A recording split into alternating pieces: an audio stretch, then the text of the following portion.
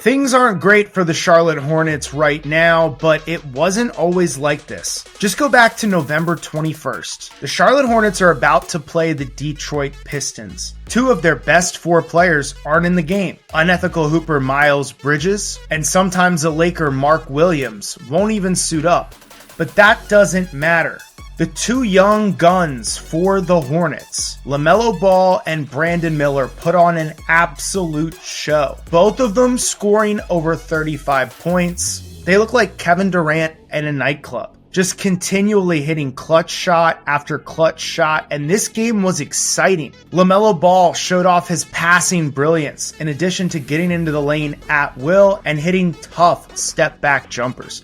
Brandon Miller showed absolute poise and hit clutch shot after clutch shot, giving us a little bit of a preview into why Paul George was his favorite player. Brandon Miller's got the whole bag and the size to back it up. Tough one-legged floaters, push shots, and clutch three-pointers when it mattered most. At the end of this game, Hornets players were hugging, high-fiving, happy. The future looked bright. But that was 3 months ago, and a lot has changed in the NBA. It's February now, and Grant Williams is out for the season. The Hornets put on a fire sale, and they got rid of every veteran player they could, and some young players they couldn't. Cody Martin, gone. Nick Richards, gone. Micic, gone. And the Hornets are firmly committed to being as bad as they can this year to hope that they get another draft pick, but stop me if you haven't heard this before. The Hornets tanking. The Hornets playing for the future. But there's something about the Mark Williams trade that didn't go through that really pissed me off. And no, it's not the fact that the Hornets tried to get one over on the Lakers, sending them two teenagers standing on top of each other on a trench coat and calling it Mark Williams. Everything the Hornets were saying was wrong. It's impossible to believe the Hornets' side of this. If what they're saying is true and Mark Williams was healthy, then why are you trading a talented double-double machine 23-year-old center when you already have a 24-year-old Lamelo Ball? Why are you trading this guy to get draft picks in the 2030 and 2031 season?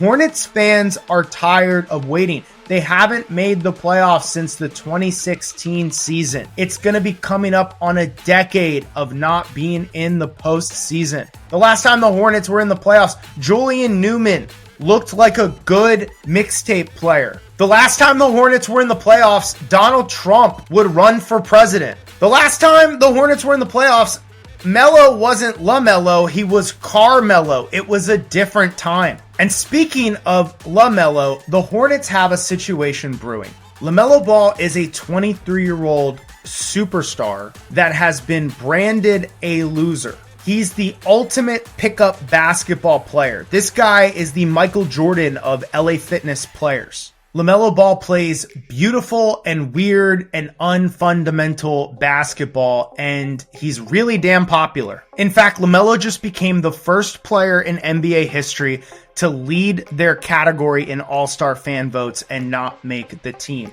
The fans, the Zoomers, even some millennials love Lamelo Ball, but the coaches, the players, the commissioner does not. And so we're sitting in an NBA where the Dallas Mavericks just traded Luka Doncic because they didn't think he could bring them a championship. They just traded a 25-year-old superstar because they did not want to give him the supermax. Are you really going to give Lamelo Ball this extension? Are you going to surround him with losing players? Are you going to trade away all of the competency?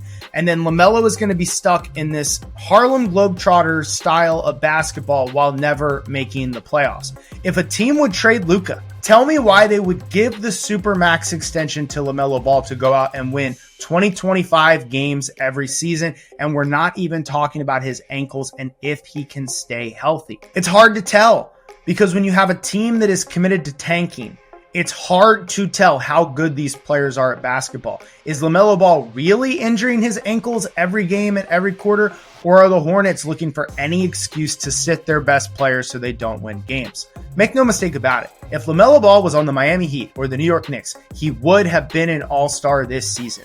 But the league has had enough with rewarding flashy players on garbage teams. You can look at Tyrese Maxey, who had an unbelievable season. on a failed Sixers team. And you can see that there's this trend of not giving the all-star designation to players that put up good stats on bad teams. So what are the Hornets going to do?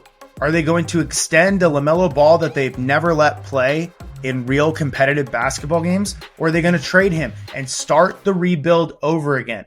Maybe if you're a Hornets fan, maybe you can tell your kids that they'll eventually get to see the Hornets in the playoffs. This is not how an NBA organization is supposed to be run. The Hornets have been rebuilding since they were the Bobcats. And usually they're not quite awful enough to dominate the draft lottery, but they're just garbage enough that no one cares about the franchise. And they're willing to keep the rebuild going by trading Mark Williams, who was either a 23-year-old walking time bomb or a 23-year-old walking double-double, depending on which side of the narrative you believe. The Hornets are making this team hard to root for, and Hornets fans deserve better. Now you've got Mark Williams not showing up to play with the team. His feelings are hurt.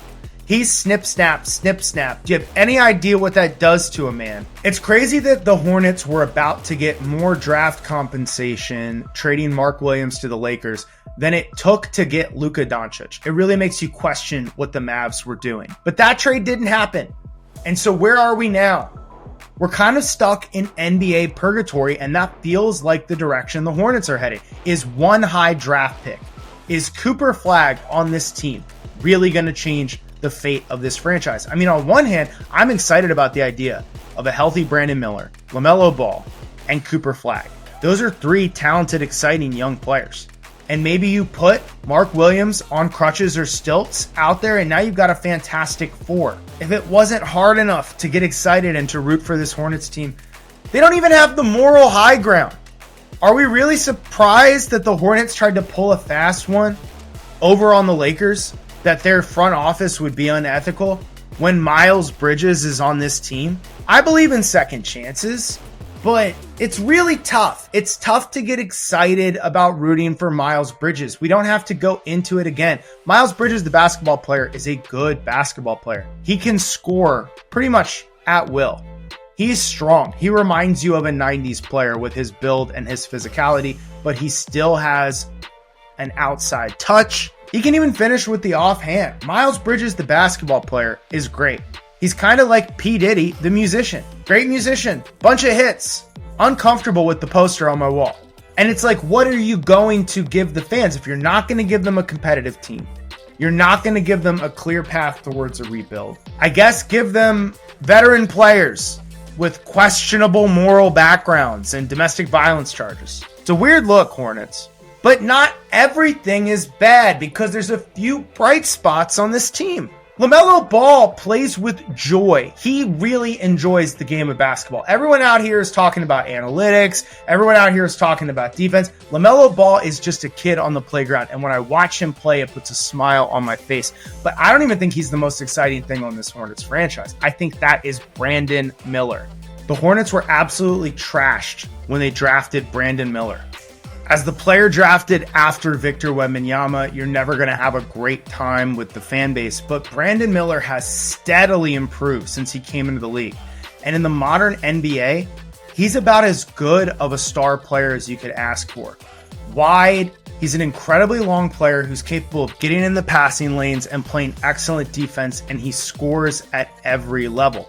Brandon Miller can be the number one scoring option on a team for the next 10 or 12 years, and your franchise is in good hands. He's got a great contract, and he's team controlled for the next 6 years. Brandon Miller is an exciting building block. And look, you're going to have another high lottery draft pick. But I think the thesis statement of this video and how I truly feel about the Hornets is you can't rebuild for a decade. It's time to pick a direction. What do you guys think? Are the Hornets headed in the right direction? Are they lost? Do they need to sell the team again? Is it time for a new GM? Do you extend Lamelo Ball? Do you trade him? I want to hear from the real Hornets fans. Jump in the comments section. This is the Trash Talk channel.